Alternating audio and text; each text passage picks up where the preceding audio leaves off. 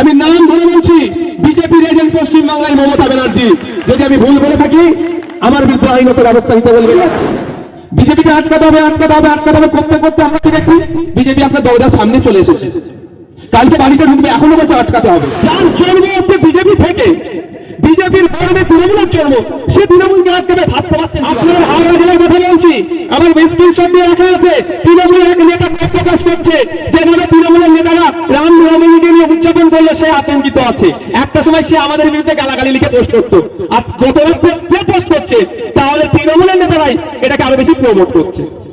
আপনি তৃণমূলকে দিয়ে বিজেপিকে আটকাবেন ভাবছেন কি করে? যার জন্ম হচ্ছে বিজেপি থেকে, বিজেপির গর্বে তৃণমূলের জন্ম, সে তৃণমূলকে আটকাবে ভাবতে পারছেন কিভাবে? কোন অংশ ভাবছেন? আমি কালকে যদি বলি এখানে ধান চাষ করবো, সম্ভব কি? যতই ভালোবাসার মানুষ থাকি না কেন, শামসুল বা যারা আছেন প্রধান, আমাদের মাননীয় প্রধান মহাশয় থেকে শুরু করে, আমি যদি বলি এখানে কালকে ধান চাষ করবো, সম্ভব হবে? ধান চাষের অনুকূল পরিবেশ তৈরি করতে হবে। এই মাটিতে ধান চাষ হবে না, এর পরিবর্তে যে মাটিতে ধান চাষ হবে এটা তুলে ফেলে সে মাটি আনতে হবে, নাগল দিতে হবে, পানি দিতে হবে, একে ধান চাষের অনুকূল করে তারপরে বীজ বপন করতে হবে, তারপরে ধান চাষ হবে। 1998 সালের আগে পর্যন্ত বিজেপি দেখলো পশ্চিমবাংলা থেকে তাদের গাছ ফোটাতে পারছে না, পশ্চিমবাংলায় সংগঠন দাঁড় করাতে পারছে না, পশ্চিমবাংলার মানুষ বিজেপিকে প্রত্যাখ্যান করছে। আর যতবারই গাছ লাগানোর চেষ্টা করেছে সেই সময় বাম সরকার বীজ স্প্রে দিয়ে গাছে ঝিমিয়ে দিয়েছে। দেখছি এরকম ভাবে হবে না, ওদের একটা লাগবে কাকে? এজেন্ট। এজেন্টটা কে?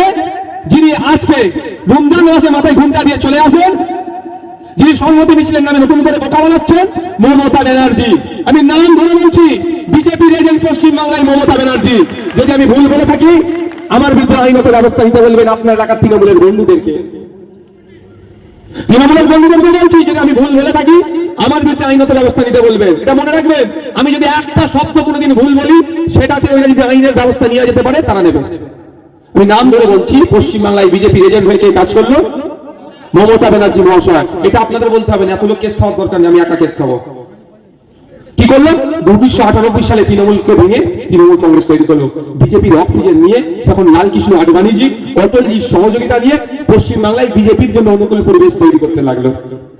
আজকে জায়গায় দাঁড়িয়ে আছে, বিজেপিকে আটকাতে হবে, আটকাতে হবে, আটকাতে হবে করতে করতে আমরা কি দেখছি, বিজেপি আপনার দরজার সামনে চলে এসেছে। কালকে বাড়িতে ঢুকবে, এখনো বলছে আটকাতে হবে, এখনো বলছে আটকাতে হবে।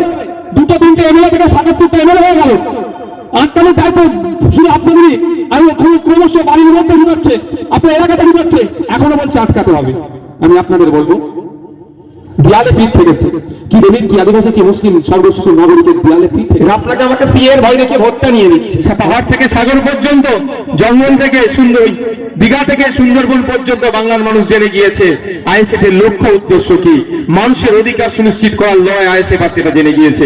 ওই যতই ক্যাসেট বাজাক না কেন, ওই মুসলমানদের দল বিজেপির দালাল বাংলার মানুষ আর খাবে না। কে বিজেপির দালাল সেটা বাংলার মানুষ ভালো করে জেনে নিয়েছে, নতুন করে বলতে লাগবে নাকি? ইফতারের সময় এসে মাথায় ঘুমটা দিয়ে ইফতার খাবে, এটাকে আমি সম্প্রীতি মনে করি না। দুর্গা উৎসবে দিয়ে ফিতে কাটবে, এটাকে আমি সম্প্রীতি মনে করি না। আমি সম্প্রীতি কোথায় মনে করি জানেন? যেটা বাস্তবে আমরা করি, যে ধর্মচারণ করবে, কেউ না ডিস্টার্ব করে, কেউ না বাড়ায়, সেটা লক্ষ্য রাখাই হচ্ছে সব থেকে বড় সম্প্রীতি আমি মনে করি। দেখিয়েছি আমরা, গর্ব করে বলতে পারি আমরা দেখেছি, দেখিয়েছি। চোখ রাখতে রেখেছিলেন আপনারা, আদিবাসী সমাজের উপরে কিভাবে অত্যাচার হয়েছিল, বাড়ি ঘর পুড়িয়ে দিয়েছিল, আপনারা দেখেছেন। আমরা সেখানে পৌঁছেছিলাম, তাদের পাশে দাঁড়িয়েছি, খাদ্যের ব্যবস্থা করেছি, আমাদের যত দিয়ে তাদের বাসস্থান থেকে শুরু করে যতটুকু যা করার দরকার আইনি লড়াই কিভাবে করা যায় সেটা আমরা তাদেরকে দিয়ে আসছি।